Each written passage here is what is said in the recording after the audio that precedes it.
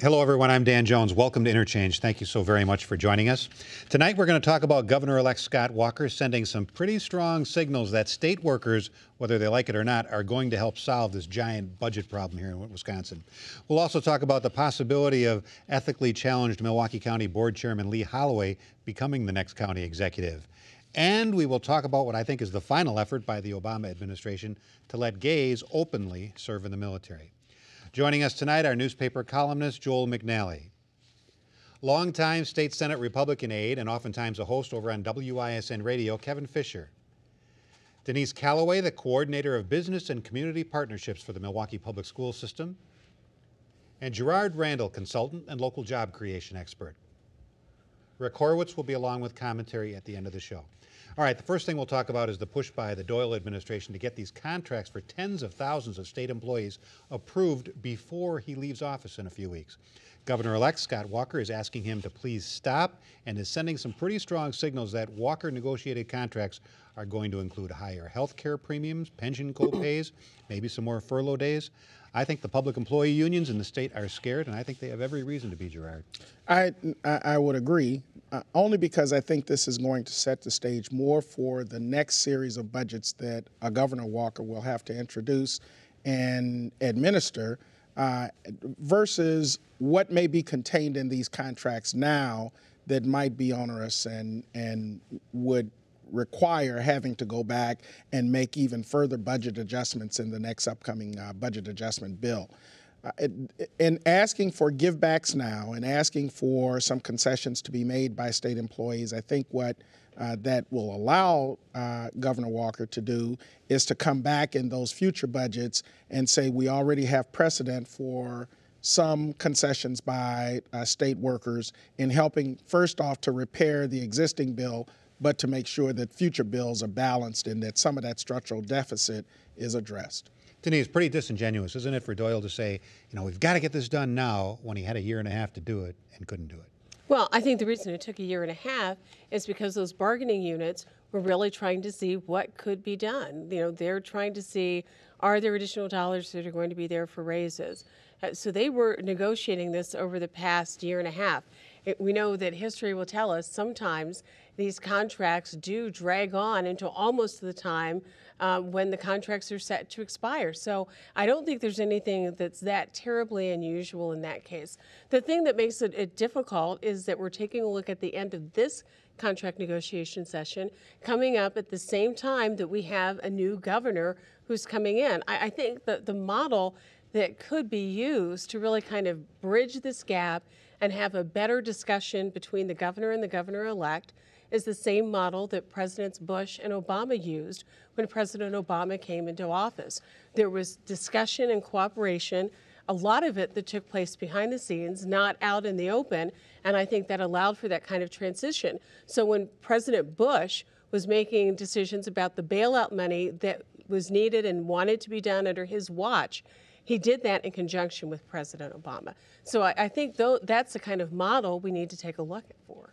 Kevin, some people are saying, Walker should just shut up. He's not governor yet. Let him deal with this when he becomes governor. I think he's being responsible by saying, okay, don't saddle me with something that I have to deal with for the next 2 years. Let me deal with it now. The people that want to hold this lame duck session before the end of the year were fired by the voters of Wisconsin. They don't want them negotiating these contracts. They don't want people of Doyle's ilk sitting in there and negotiating these contracts, especially when there's no money. If this is why there's this huge disconnect between the general public and people who work for the government.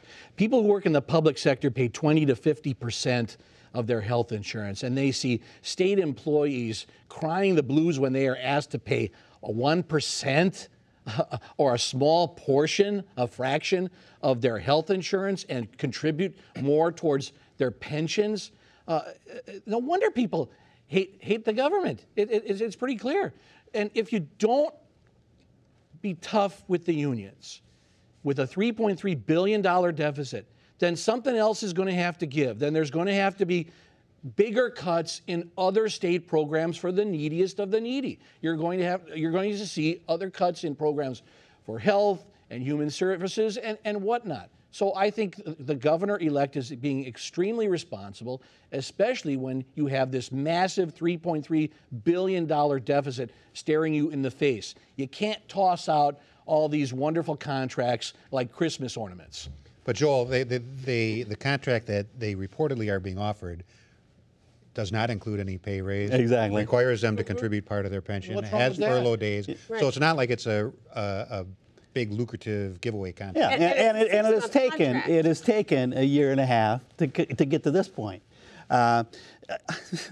Kevin just slays me. He really does. Is Jim Doyle supposed to quit being governor? Is his entire administration supposed to go home? No, Scott Walker got elected, so he should come in and be governor now and not wait until he's inaugurated in January. I don't recall, Scott McCallum saying that Jim Doyle should take over as soon as he won the election.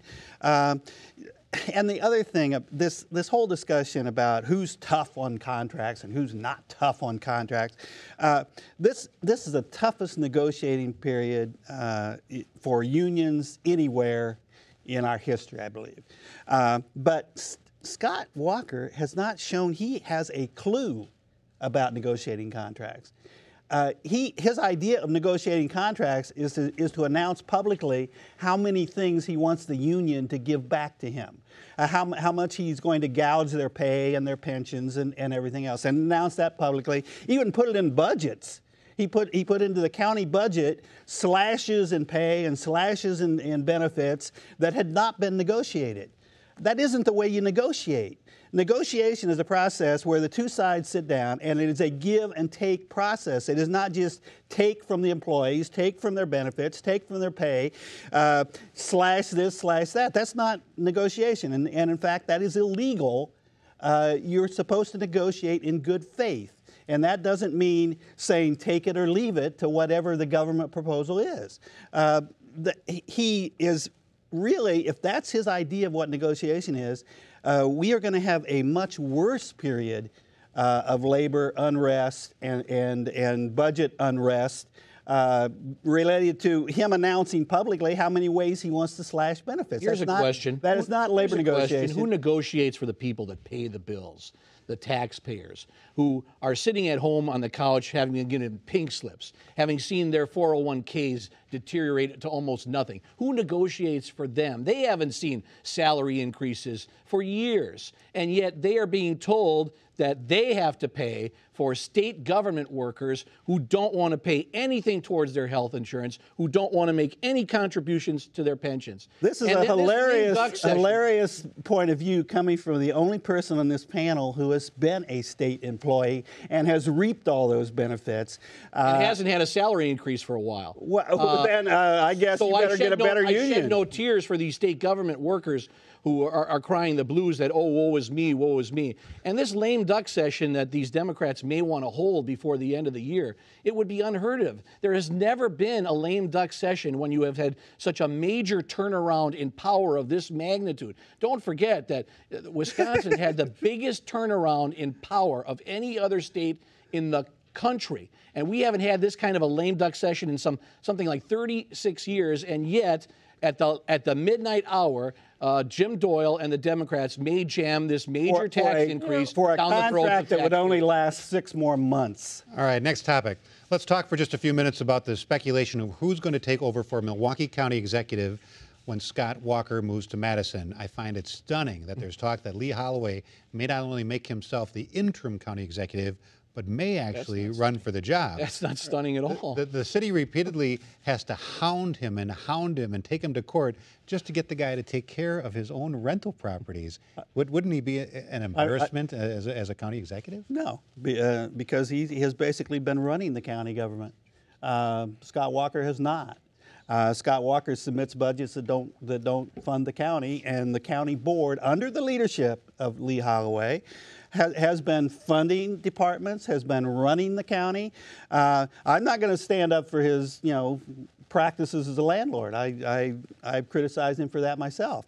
But I think he has done a remarkable job, actually, as county executive. The fact that he has repeatedly placed back in that job by the entire county board, suggests that his leadership has actually been of a great deal of value in pulling people together. He's been very good on health care issues. He's been very good on job creation issues, issues that, in fact, the county executive fell down on greatly in his job. So he actually has been a very key figure in running this county government already. It's not surprising at all.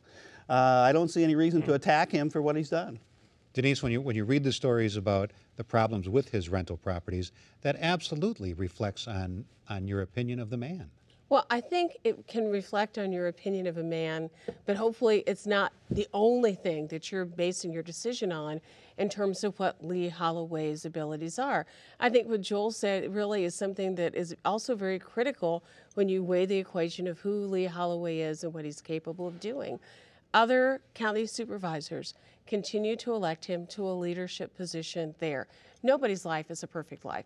Obviously, there's some issues and problems that he continues to have around those rental properties. But it's also obvious from the action that fellow supervisors have taken is that they feel that he is able to hold and to perform well in a leadership position in Milwaukee County. I think the bigger picture is that whoever is going to be their interim county executive or who decides to run for this position is really going to have a very tough road ahead as we take a look at revenue and needs in this county and what we're going to do about trying to find a way to not constantly take a look at property tax increases that we're experiencing. This is going to be a tough job for whoever decides to do it.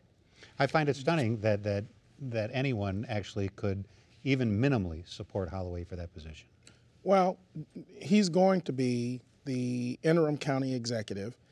I don't see him appointing himself to the position for that period of time beyond the 30 days when he would step into the role. However, after that, he's still going to remain the county board chairman. And that leadership for the ongoing year plus, I think, is what will give the county some stability. I'm not going to defend how he handles his real estate. I will say this. I think he's heard from a lot of folk that he needs to have some resolution of that. Otherwise, it's not going to help build any credibility for him as he attempts to go forward and lead that board. The other thing is I think he's going to surround himself, as he's done, with good people who will give him advice on how the county needs to be guided over the next year, both in his role as interim county executive and in his role as board chair. And that will be important because there will be a lot of transitioning just in this next year, and whoever goes into the seat after the election in April is going to have just that 1 year before they're up for re-election again. So you're going to be looking at a lot of flux in county government, a lot of flux in personnel, and the one constant is going to be what most insiders will acknowledge as steady leadership from Lee Holloway. Kevin, I know he's a powerful politician, but he certainly doesn't seem, from everything we read, that he's a good human being. Well, you could call him a bully, and we've heard on this program tonight that, everybody votes for him to be their leader. Well, yeah, he's intimidating.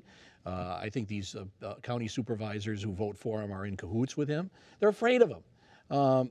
I think it's very plausible that he appoints himself as the county executive.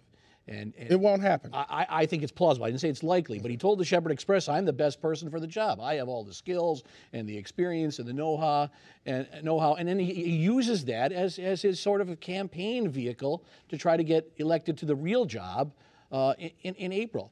But the slum landlord is the legitimate issue. If you can't control your rental properties, how are you going to manage a county budget, county government of a $1.5 billion budget where you have to follow all these rules and regulations? How can you do that when you're a slum landlord? He's been doing it. You called him ethically challenged in your open. My God, he's had 85 to 90 ethics charges against him.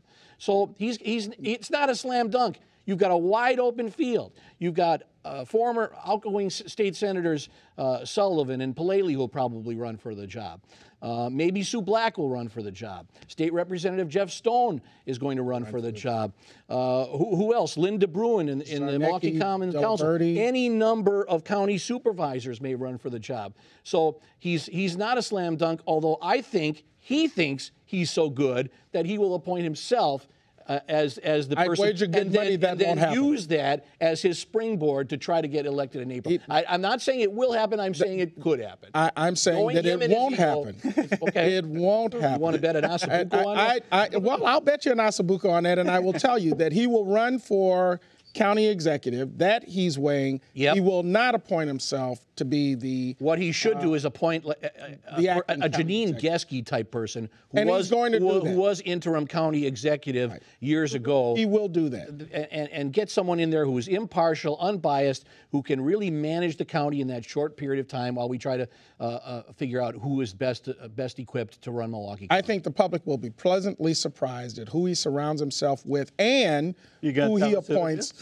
Well, no, I don't know. Sounds like it might be Gerard Randall. No, it won't be Gerard Randall. We'll be pleased. We'll be happy. We'll be thrilled. Can you imagine the heart attacks of Gerard Randall? The heart attacks at the courthouse. All right. By the way, my Asabuco is going to taste delicious.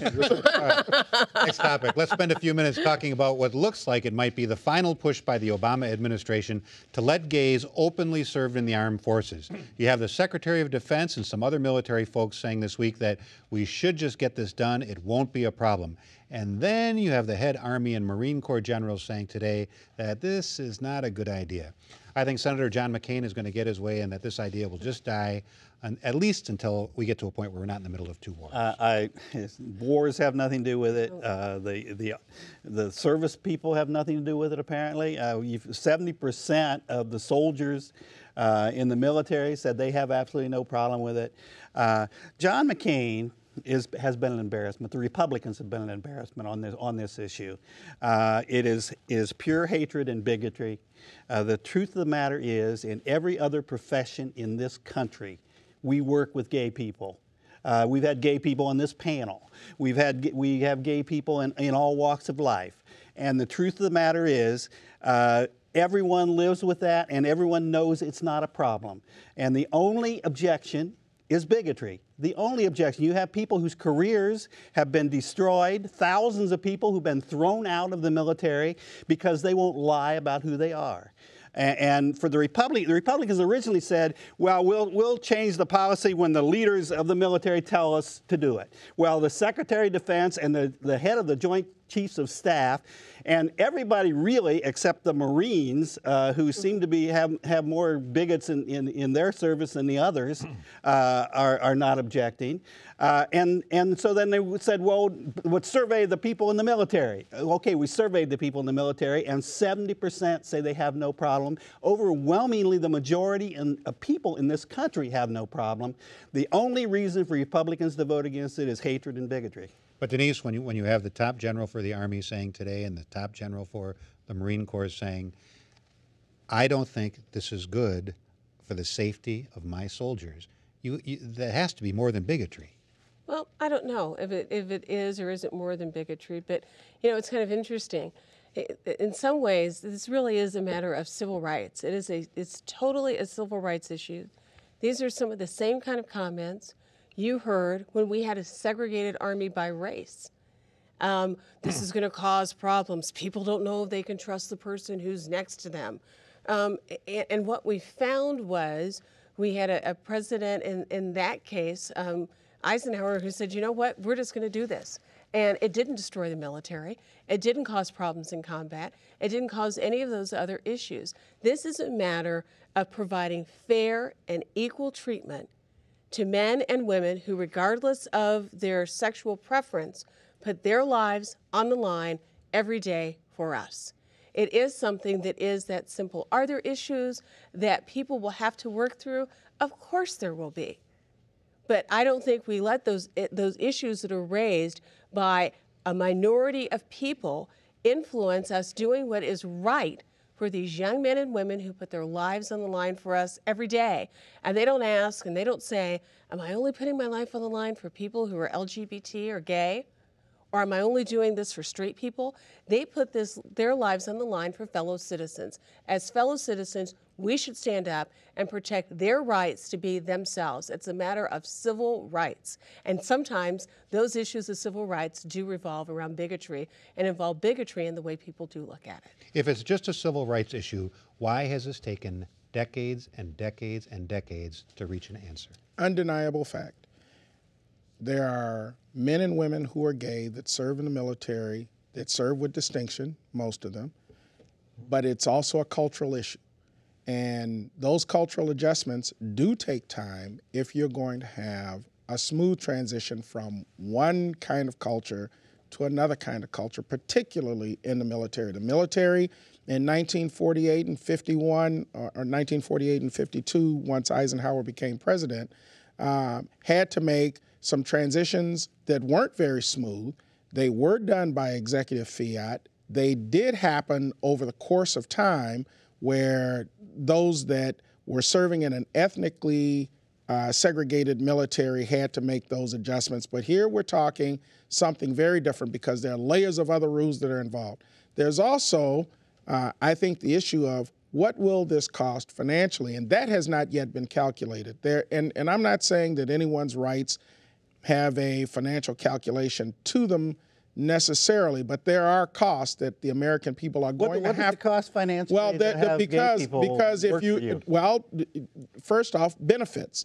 And if you're serving in the military and you are entitled to benefits, how does that extend to families that we have not yet made any kind? Well, unless you include but that's the piece that some people say. That's the piece that some people say is the slippery slope. What opens the door to other kinds of extensions of obligations on the part of the government to pay for some of those things that right now, as a country, we haven't decided we want to do. And until make those decisions when we're ready to make them. Well, I think that it's wiser to make some of those decisions while you've got some time in order to think out those processes and think out what those commitments are going to be over the long haul. And we haven't done that yet. You know, Kevin, when your workplace requires you to make snap decisions under tremendous pressure, kill or be killed, that's not just another workplace. So we can't just apply the same rules. That's why the military is so different. The concept is to win wars by eliminating the enemy and to have extreme discipline and unit cohesion. By the way, so follow orders. You know, you learn something new every day. I had no idea. You know, this policy originated in the Clinton administration. I had no idea that Bill Clinton was a hateful, bigoted Republican. But you learn something new every day. You know, the military is not, cannot, and should not be a social experiment like our public school system. And by its very nature, the military, is discriminatory. It discriminates on the basis of age, weight, eyesight, physical disabilities. There is no constitutional right to be in the military.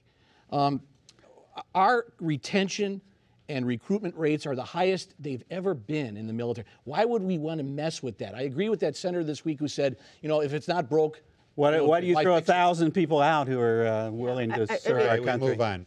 So here's the situation. President Obama had the congressional leaders of both parties in for a White House meeting this week, and they all talked about the importance of cooperating. Well, it didn't last long. The very next morning, the Senate Minority Leader sent a letter to the Senate Majority Leader laying down the law. And Rick Horowitz was watching. Rick. Here in Priorityville, we know what matters. It's a big old town, Priorityville, with plenty of problems that need fixing. But Mayor McConnell, he's not really the mayor, but we call him that because he loves to throw his weight around. Mayor McConnell's got his priorities straight. Tax cuts, and then more tax cuts. But not just tax cuts for almost everybody, tax cuts for absolutely everybody. The way Mayor McConnell sees it, the folks who live up on Millionaires Row deserve a little help just like everyone else does. It's the principle of the thing. And the principle of the thing is so important to Mayor McConnell that he and his pals put out this ultimatum the other day. Nothing else happens in Priorityville until they get those tax cuts locked in for Millionaires Row. And I mean nothing else. Keeping the Russians from blowing us up, for instance. There's a treaty that's been sitting out there. It would cut the number of nuclear missiles on both sides and let us go back to inspecting each other to make sure we're both playing by the rules. But that's not a priority for Mayor McConnell. He wants those tax cuts. Or doing something so people who want to go into the Army and Navy and such and defend us don't have to worry about being kicked out if anyone finds out they're gay. That could be useful too, especially when we're fighting 2 wars and we need all the good soldiers and sailors we can find. But that's not a priority for Mayor McConnell either, not like tax cuts. Or unemployment benefits, with so many people out of work and benefits running out for millions of them. How about extending the benefits to help people make it through the holidays and through the winter? But that's not a priority for Mayor McConnell either, not like tax cuts. Tax cuts mean certainty, he keeps saying, especially when times are tough. I mean, the last thing you want is for those poor folks up on Millionaires Row to be uncertain about where their next Lexus is coming from, right? So nothing else happens until those tax cuts happen, and maybe not even then. After all, you can't ask Mayor McConnell and his pals to cut into their Christmas vacations just because of Russian missiles and gay soldiers and millions of unemployed people. You have to have priorities. Well, thanks, Rick, and thank you so much for watching. Stay warm, stay dry, enjoy the rest of your weekend.